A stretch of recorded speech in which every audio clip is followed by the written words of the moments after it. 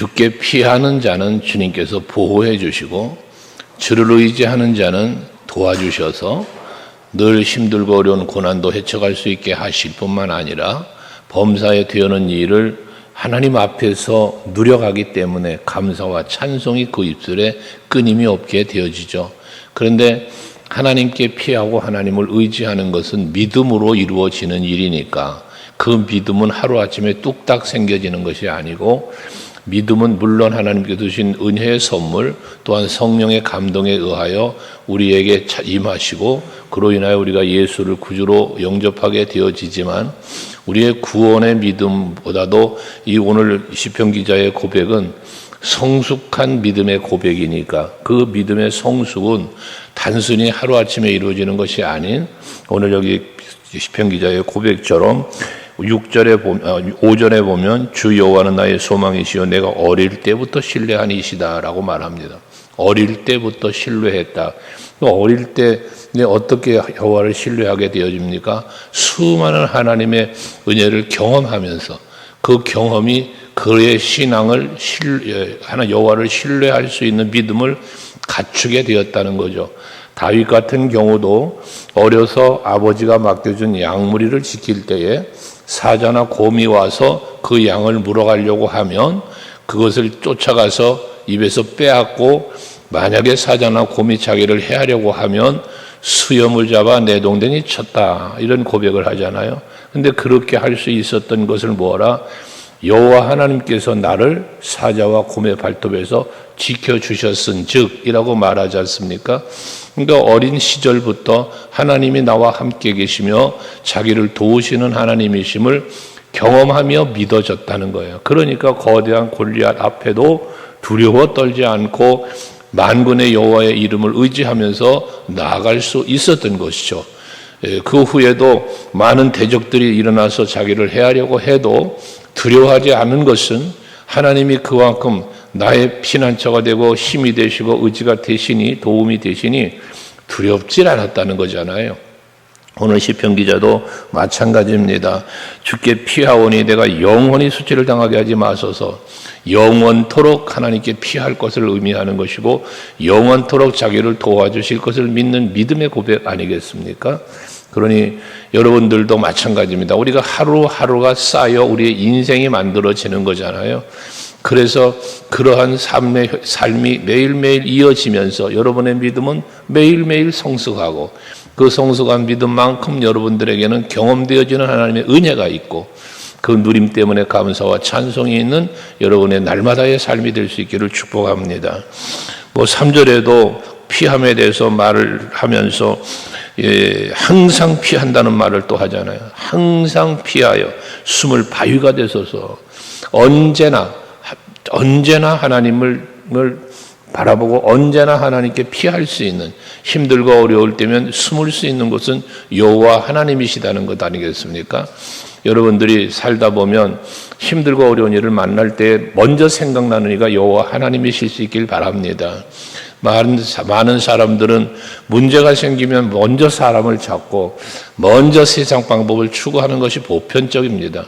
그러나 우리 믿음의 사람은 가장 먼저 해야 할 일은 하나님을 찾는 겁니다. 하나님께 피하는 겁니다. 의지하는 겁니다. 그게 곧 우리의 살 길이기 때문에 그렇습니다. 그래서 주께서 나의 반석이고 나의 요새이기 때문에 그렇다는 거예요. 그런 믿음이 그에게 있다는 것입니다. 모든 악인과 불의한 자와 흉악한 자들로부터 자기를 지켜주실 분은 오직 여호와 하나님이심을 믿는 소망이 있다고 5절도 말하는 거잖아요. 어릴 때부터 그래서 신뢰를 했다는 거예요. 그러면서 이어진 말씀에도 모태서부터 주를 의지했다. 나의 어머니 배서부터 주께서 나를 택하셨다. 그러니 나는 항상 주를 찬송하겠다라는 그런 고백도 하는 겁니다. 어머니의 뱃속에서부터 모태신앙이라는 부분을 부정적으로 이야기하는 분들이 많이 있습니다. 그런데 한편 모태신앙의 긍정적인 것은 어머니의 태중에 있는 아이도 느낀다 하지 않습니까? 그 어머니의 감정을 느끼고 그 소리를 듣는다고 하잖아요. 과학적으로 그건 고백 얘기하는 거니까. 모태에서부터 여호와를 알았다는 것은 어머니가 이 시편 기자를 태중에 품고 있을 때에 여호와 하나님을 찬송하며 또 예배하는 자의 삶을 살았던 여인이면 틀림없지 않겠냐라는 것이죠. 디모데에 대한 말씀이 그런 기록되어 있는 말씀이 예전으로부터 이어진 외할머니부터 이야기하잖아요. 외할머니 뱃속에 있던 어머니가 그 어머니의 뱃속에 있던 디모데가 이어지는 그런 태중의 그 축복을 얘기하는데, 에베소 1장에서 창세 전부터 예정하셨던 하나님 말씀처럼 오늘 시편 기자가 그와 같은 고백을 하고 있는 것입니다. 그러면서 못해서부터 주를 찬송했다고, 어릴 때부터 찬송했다. 근데 그 찬송이 어떻게 다 항상이라는 거예요. 그 8절에 보면 주를 찬송함과 주께 영광 돌림이 종일토록 내 입에 가득하다라고 말합니다. 종일토록이라는 말은 항상입니다. 쉼 없이라는 것입니다. 그래서 데살로니가전서 5장 15절 16절 이하의 말씀처럼 쉬지 말고 기도하고, 또 항상 기뻐하고, 범사에 감사하고, 이것이 항상이에요. 꾸준하게 범사의 모든 상황에, 어떠한 상황에서 있다고 그랬잖아요. 이것이 우리를 향한 하나님의 뜻이라고도 말씀하고 있습니다.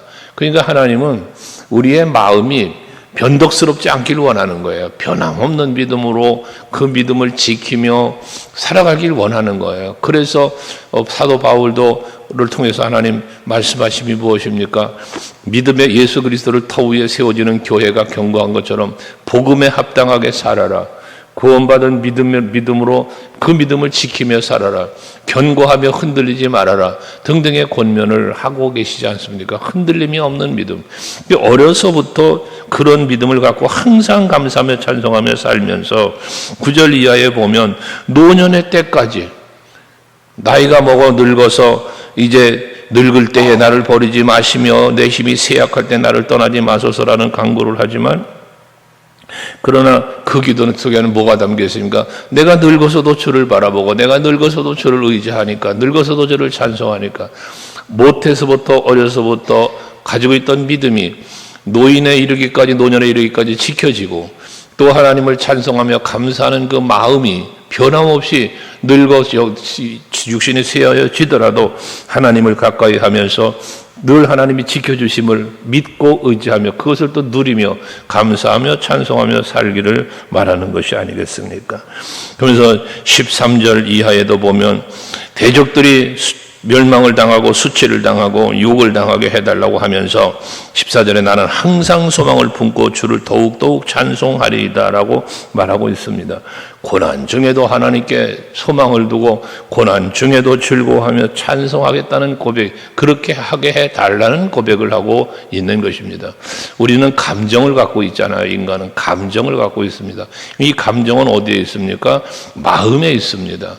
그래서 우리 마음속에 하나님의 영이 계시고 우리의 마음속에 하나님의 약속의 말씀이 품어지면 그것들이 내 마음을 위로하고 힘이 되고 소망 갖게 하고 담대하게 하고 그러는 것 아니겠습니까? 하기 때문에 그런 믿음을 갖고 있기 때문에 고난을 당한다고 해도 그 믿음이 하나님을 바라보는 소망을 갖게 하는 거고, 그 믿음이 어려운 고난 중에도 하나님을 더욱 찬송하게 하는, 고난이 클수록 하나님의 임재는 더욱 큰 거니까 더 크게 더 많은 찬송과 영광을 돌리지 않겠습니까? 빚진 자의 비유에서 말씀하는 것처럼 작은 빚을 탕감받은 것보다 많은 빚을 탕감받은 자가 더 감사하고 더 하나님께 영광 돌리지 않겠느냐는 예수님의 교훈의 말씀이 있잖아요. 그것처럼 우리는 늘 하나님의 은혜를 경험하는 자로서, 누리고 사는 성도로서 늘 하나님을 찬송하며 늙어가더라도 내가 육신은 쇠하여질지라도 내 마음은 청춘이라는 말을 하는 것처럼 하나님과의 관계는 더더욱 신뢰가 가까워지고 주님과 더 친밀해지며 감사 영광 돌릴 수 있는 우리들이 되어야 할 것을 말합니다.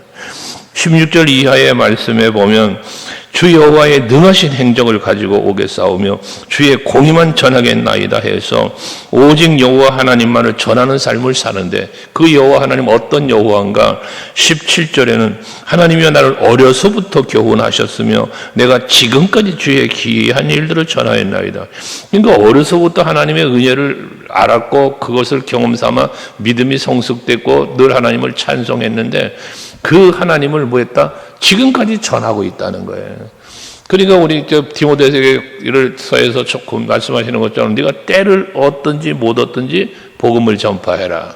여러분들은 때를 가리지 않고, 뭐 여기 말하는 모태서부터 뭐 어려서부터라는 노년에 이르기까지라고 하는데, 하나님의 은혜는 끊임없이 우리에게 부어지고 있으니까 우리도 끊임없이 그 은혜를 전하며 그 사랑을 전할 수 있는 우리들이 되어야 할 것을 말하는 거 아닐까요? 그러면서 18절에는 하나님이여 내가 늙어 백발이 될 때에도 나를 버리지 마시고 내가 주의 힘을 후대에 전하고 주의 능력을 장래의 모든 사람에게 전하기까지 나를 버리지 마소서. 이게 평생토록 하나님의 긍휼을, 하나님의 은혜를 전하며 살겠다는 건데, 그렇게 해달라는 건데, 그 긍휼을 전하며 살 수 있는 비결이 뭡니까? 하나님의 긍휼을 날마다 힘입는 거예요. 어려서부터 노년에 이르기까지 계속 그 은혜 안에 살아오는 거예요. 그러니까 늙을 때까지 계속해서 이것을 전할 수 있게 해달라는 기도는 그 은혜를 날마다 누리면서 살게 해달라는 기도와 동일하다는 것이죠. 오늘도 여러분들에게도 하나님의 은혜와 긍휼은 임하실 것이고, 그 임한 은혜와 긍휼은 여러분의 누림이 될 것이고, 그 누림은 또한 하나님께 감사와 찬송이 되어야 할 것입니다. 그러니 날마다 주를 찬송하며 산다는 거예요. 그러면서 20절에는 우리에게 여러 가지 심한 고난을 보이신 주께서 우리를 다시 살리시며 땅 깊은 곳에서 다시 이끌어 올리시리이다. 고난도 뭡니까? 하나님이 허락한 고난이라는 거예요. 욥이 그런 고백을 하잖아요. 그가 나의 길을 아시나니 나를 단련하신 후에 내가 순금같이 되어 나올 것이다. 하나님이 아시는 중에 허락한 고난을 당하고 있다는 거예요. 이 고난은 하나님이 나를 지금 뭐한다? 연단하신다는 거예요. 단련하고 계신다는 거예요. 그 단련은 무엇을 위한 단련인가? 지금보다 더 나은 순금같이 되어 모든 노폐물들이 다 제거되어지고 온전한 믿음으로 나를 세우기 위하여 하나님은 나를 지금 실현하고 단련하고 계신다라는 고백을 하는 것 아니겠습니까? 그렇습니다. 금은 보화를 만드는 과정을 우리가 이야기하지 않습니까? 땅에서 캐내는 거예요. 초이스되는 거예요. 선택되는 거예요. 그 다음에 뭐가 합니까? 재련의 단계를 거쳐서 불순물을 제거하죠. 그리고 끝나는 게 아니잖아요. 불순물을 제거한 순금이 나왔다면 그 순금을 가지고 깎기도 하고 또 다듬기도 하면서, 그러면서 폐물이 맞아져도 마지막 세팅이 되어져야 우리가 손에 차고 목에 걸고 하는 폐물이 되어지는 것 아니겠어요? 보화가 되는 거잖아요. 그런 과정이 있다는 거예요. 그 네 가지의 과정을 이야기하는데, 이런 과정을 거쳐서 우리들에게 값진 보화가 되는 것처럼 하나님도 우리의 신앙을, 아름다운 신앙, 정말 금보다 불로 연단하여도 없어지지 아니할 금보다 더 귀하여 그러잖아, 너의 믿음이. 근데 그 믿음이 되기 위해는 과정들이 있다는 거예요. 이 과정을 지금 우리는 지나가고 있는 거예요. 모태에서부터 어린이로부터 노년에 이르기까지 그 과정 속에 계속 하나님은 우리를 뭐 하는 거예요? 다듬으시는 거예요. 하나님의 보좌 앞에 섰을 때 아름다운 모습으로, 아름다운 신부의 모습으로 치장하여 세우시기 위한 하나님의 일하심이 있다는 거죠. 바로 이러한 은혜 속에 우리는 사니까, 다만 중요한 것은 그런 시련을 통하여 하나님이 나를 버리는 게 아니라, 마귀 사탄들은 담을 다 빼먹고 어제 저녁에도 말한 것처럼, 그리고 결과적으로 버림받는 거예요. 멸망이에요. 하지만 하나님은 고난을 통하여, 시련을 통하여 단련하신 마지막은 뭐냐? 건져내신다는 거예요. 구해내신다는 거예요. 이게 하나님과 악의 영의 차이입니다. 여러분은 그 하나님의 은혜 속에서 지금 우리가 비록 고난을 혹여나 당하고 있다 할지라도 그렇게 아름답게 나를 만들어 가시는 하나님의 섭리가 있다. 반드시 하나님은 나의 구원의 하나님이시기에 고난 가운데서 건져주실 거고, 그 건져질 때 나의 모습은 아름답고 정말 보배로운 모습으로 하나님은 우리를 만들어 놓으셨을 거란 말이죠. 그게 믿음의 실현이라는 겁니다. 그래서 그러면서 21절도 나를 더욱 창대하게 하시고 돌이키사 나를 위로하소서입니다. 비록 고난을 당했지만 하나님의 보호하심 속에서 건짐을 받으니 더욱 창대해지는, 더 강성해지는 이런 은혜가 있게 되어진다는 거예요. 다윗 같은 경우도 얼마나 멸시천대 무시당했던 사람입니까? 하지만 그런 다윗을 하나님은 함께 하시면서 그를 강성한 자를 만들어 놓잖아요. 그래서 만군의 여호와가 다윗과 함께 계시니 다윗은 점점 강성한 자가 되었더라. 요셉은 비록 형제들에게 미움받고 버림받았지만 하나님이 함께 계시니 그가 형통한 자가 되었더라. 임마누엘의 하나님의 은혜 속에 사는 사람, 하나님이 보살피며 도우시며 인도하는 사람은 언제나 강성한 자가 되어지고 형통한 자가 되어지게 돼 있습니다. 바로 여러분이 그런 성도입니다. 항상 함께 하시는 하나님. 중요한 것은 하나님이 언제나 나와 함께 하시는데 함께 하신 그 하나님을 내가 얼마나 인식하며 믿으며 의지하고 있느냐라는 것입니다. 오늘 시편 기자처럼 어려서부터 하나님을 신뢰했다고 하잖아요. 그 하나님을 찬송했다고 하잖아요. 전파했다고 그랬잖아요. 그러니까 이러한 삶이에요. 은혜를 경험하고 그것이 곧 나의 믿음의 성숙이 되어지고 누림이 되고 감사와 찬송이 되는 이 과정들, 이 과정이 여러분들의 삶에도 하루하루의 생활 속에서도 날마다라는 고백한 것처럼 여러분에게도 이것이 있기를 원하는 겁니다. 그래서 22절도 나의 하나님이여 내가 또 비파로 주를 찬양하며 주의 성실을 찬양하리이다. 이스라엘의 거룩하신 주여 내가 수금으로 주를 찬양하리이다 하며 하나님 앞에 찬송하는데 어떤 찬양? 최고의 찬양, 최선의 찬양을 드리겠다는 거예요. 비파와 수금화 하면서 고백하는 시편 기자들도 있는 것처럼 하나님을 찬송하는 데 있어 모든 것을 다하여 찬송하는 최선의 찬송을 말하는 것이죠.